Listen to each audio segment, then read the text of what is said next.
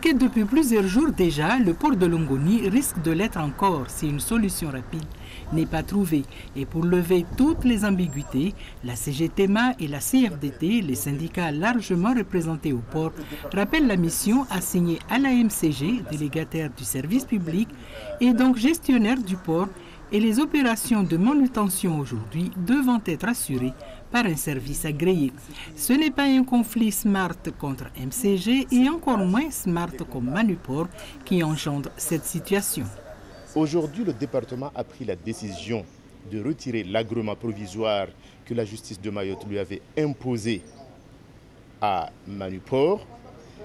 Et donc, on ne peut pas se dire que l'agrément a été retiré. Donc, aujourd'hui, MCG se substitue à Manuport pour opérer un bateau de la CMA-CGM. S'il y a eu des réformes au niveau national et dans les autres départements d'outre-mer, c'était justement pour séparer les activités qui relèvent du domaine public, tout ce qui est gestion des affaires publiques, de la manutention qui est concurrentielle. Selon ces syndicats, c'est l'armateur CMA-CGM qui a pris Mayotte en otage parce qu'il n'accepte pas que la Smart manutentionnaire agréée par le département assure le déchargement des conteneurs.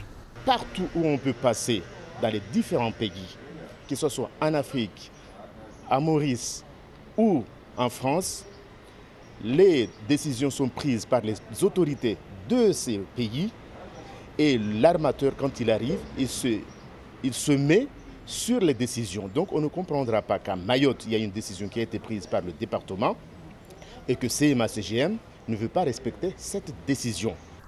Le port est bloqué, un bateau porte-conteneurs n'a pu accoster avec ses 300 conteneurs, dont 150 pour Mayotte.